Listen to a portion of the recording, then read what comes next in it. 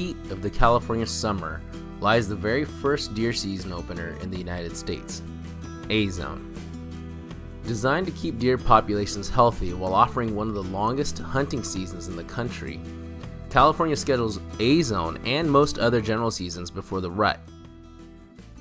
The rut, simply put, is the mating season, when females come into estrus and are receptive to males. During the rut, bucks throw caution to the wind, making them easy to find. Not exactly the easiest survival odds in a state with 500,000 deer hunters. Here on the coast, where the desert meets the sea, the rut comes early, starting at the last week of September. That's why the general season here begins in early August, just after bucks have shed their velvet and are at their most elusive. Those who have cut their teeth chasing A-Zone deer become some of the most skilled hunters in the country.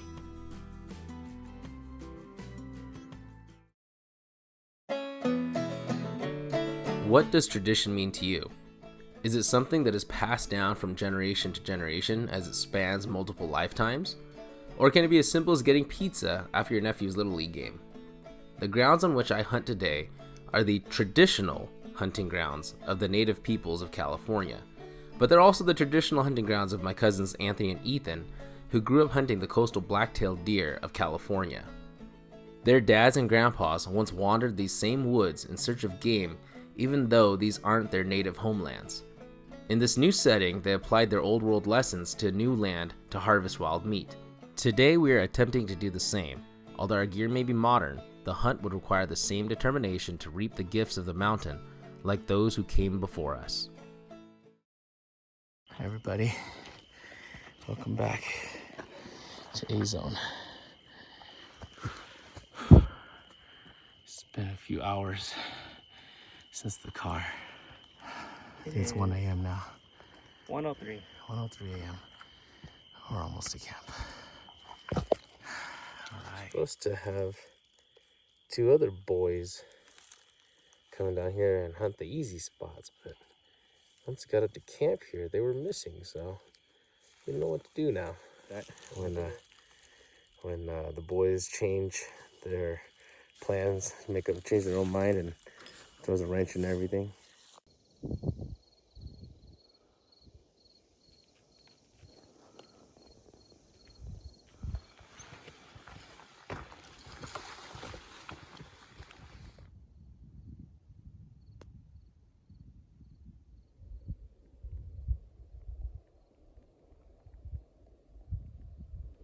Morning, everybody.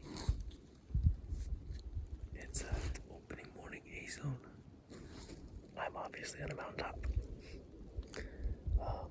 Probably one of my favorite places to be. But yeah, we're out here again at the same spot that I shot my deer a couple years back. You guys saw that in this video. I'm watching a ridge between two actually larger ridges. So there's one of the bigger ridges. I'm glassing that right there. Looking for deer to come out. Anthony and Reagan are up that way somewhere. And then Anthony's cousin's supposed to be down there. But on our hike up from camp, those two came first. And we didn't see them this morning, so I don't know if they actually woke up or not. But if we hear gunshots down there, we'll know it's them. Ethan grew up hunting and fishing these mountains with his dad. Unfortunately, his dad passed away a few years ago. Although they used to hunt here as a family, Ethan hasn't shot a buck in 12 years. Aside from finding new interests, Ethan now physically has a hard time ascending these steep canyons. Too overweight, dude. I think next time I come up here, I want to lose 50 pounds first. Who's this though? I say that every year. I say that every year, Ethan. I say I'm gonna lose 50 pounds every year. I'm way too big compared to when we went duck hunting. Way back then, when we were younger, this thing used to be our only way up.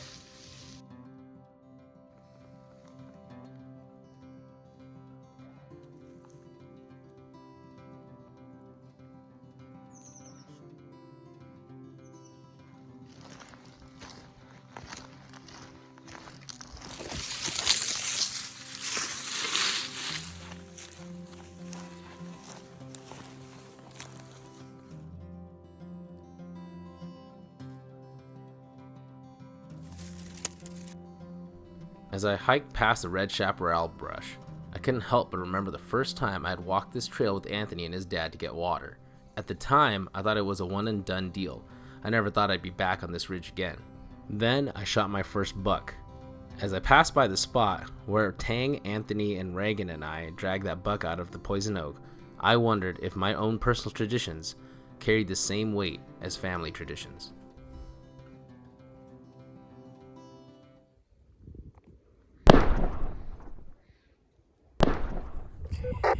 Quick morning update here. So Anthony's cousin and them, they were actually coming up. Well, they ended up camping halfway up. They couldn't make it last night, but you can hear the radio chatter. They have a buck down the ridge, way down there somewhere. I think they're right like here somewhere on the other side. So I'm trying to figure out if I want to go down and help carry it, or if I'm just gonna stay on my ridge for a moment. Apparently Ethan got it down, but it's at the bottom of the canyon. Lucky for us, the road is at the bottom. So the boys are gonna pack up their camp. So the boys, they camped halfway up because they were cramping bad. Ethan was cramping bad. This spot that we're hunting is traditionally Ethan's dad and Anthony's dad. They're, just kind of like their family spot that they've been coming to for a long time.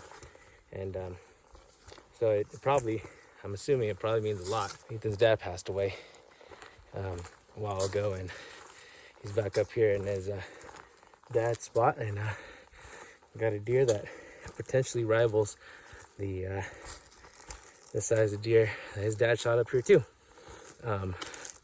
Really happy for him. The boys say it's down, so they're down there. And what they're gonna have to do is strike their camp, go down to the deer, and then either drag it down and out, or part it out and all carry it. But there's 5 of them, so, and they're young, they can do it. So I'm heading back to our camp, and then we'll fix up some lunch, I think.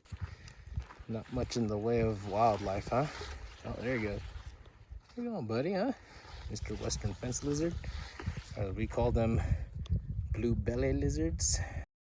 On their way to look for their deer, the boys decided to detour to our camp for lunch. They had brought no food, and I'll soon learn they brought almost no water. This move to come to us, although replenishing in energy, would end up costing them very shortly. What happened, Ethan? What happened today? Dude, that monster's huge like this, dude. Yeah. The buck was just looking right at us, but his head was down, like that. And then it was like 319 yards away. And then AB spotted it, and AB called me over. And I looked up, oh shit, that's a buck. No, because you weren't shooting. And they weren't shooting. We're gonna shoot it, but then the zoom was at 16. That's why. And then I don't know. It was hella blurry. You should left that 10. Leave that 10. No, I think Ethan changed it, huh? Yeah, Ethan changed it. If you left it at 10, you would have had a shot. First thought, you would have dropped. Anthony was so mad. I was all the way down there across from you guys. I could hear Anthony's voice. That's how loud he was yelling. I was like, it's like double echo because I hear the radio and I hear it from the mountain too. And he tumbled too, 2 times. So he's done. He's done. We just gotta go find him. That's all. Yeah, he's done. Hopefully. Sounds like he's got some blood. So hopefully he's done. And me too. Hopefully it's not like he clots it by licking it.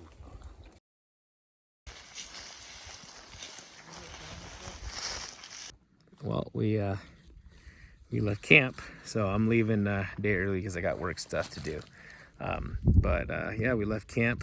Reagan and Anthony and Jacob are gonna stay, try to get another deer, but I'm following the boys down to try to go recover that one that they shot this morning. So hopefully we find it easily. Cross your fingers. Come along for the journey. This is how steep the hill is. We're going down. This isn't even the steep section yet.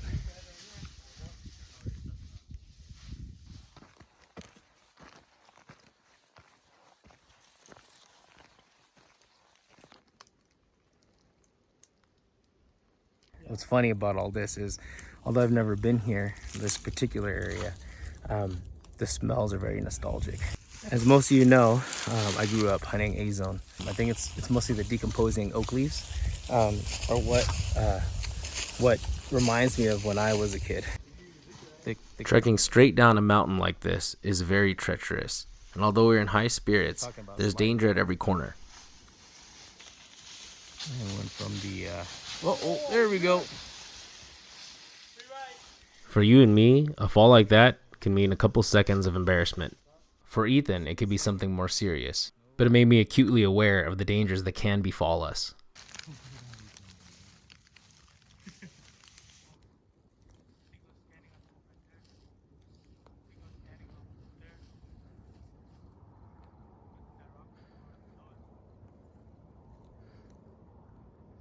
So they shot it from that rock precipice up there. It was in that kind of green belt, and it's now walked and tumbled into that green stuff. Making our way through that, through all of this. Oh, why can't we come that way? It doesn't look that steep in the camera, but it's dangerously steep. These boys are still making their way down. So we just came down the side of the mountain. So the deer, the last time the boy saw it, came down through here. And I'm not sure if he came through this opening and came down, which probably couldn't go uphill, or if he came to over here. Now, there's a waterfall right there, and I'm gonna go to that waterfall, see if he's there at the base of that waterfall. If he's not, then he's either he went up above it, or he died on the side somewhere, which would suck, or likely chance he went downhill. Either way, we're going downhill because the car is down that way. Yeah, I'm just gonna go over there. Got my gun with me, just in case he's still alive and tries to get up to run. I sure hope he's right here.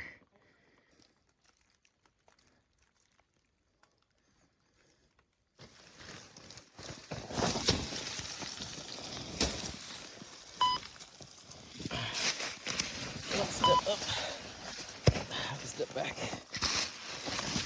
Yeah, this is what I hate about A-zone the most. Yeah. Over this rock. Yeah. Ow, my shins. Terrible. All right, so I just said that right there. I filmed my gun. I came down here to the waterfall. You see it?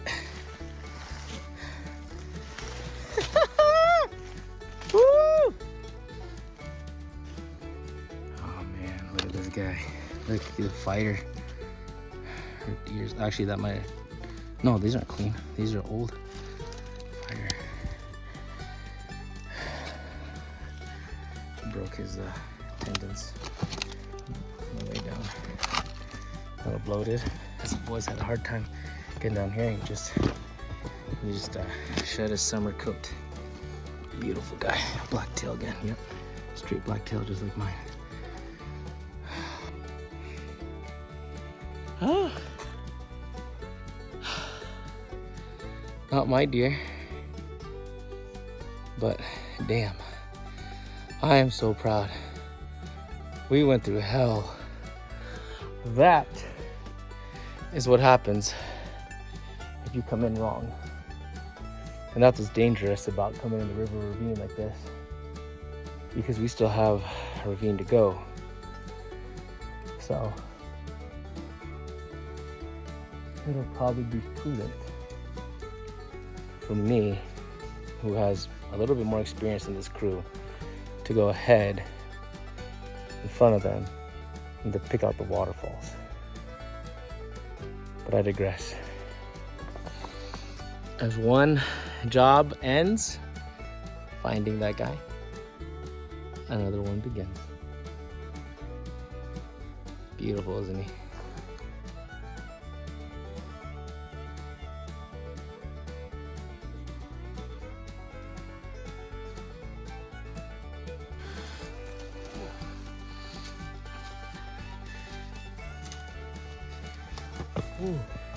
Maybe.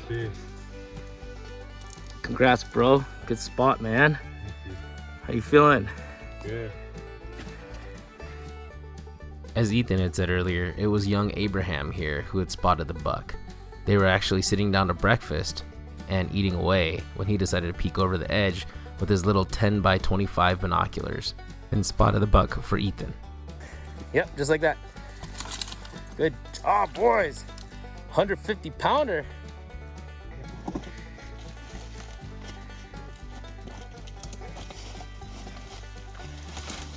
Woohoo! There you go. Yeah, let it just drop. Yep, perfect. And now just keep going. Keep going downhill now.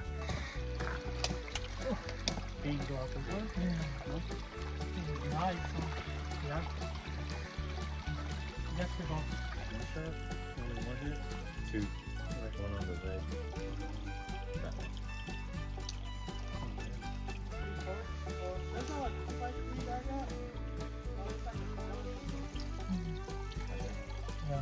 Ooh, yeah, it's all bloody.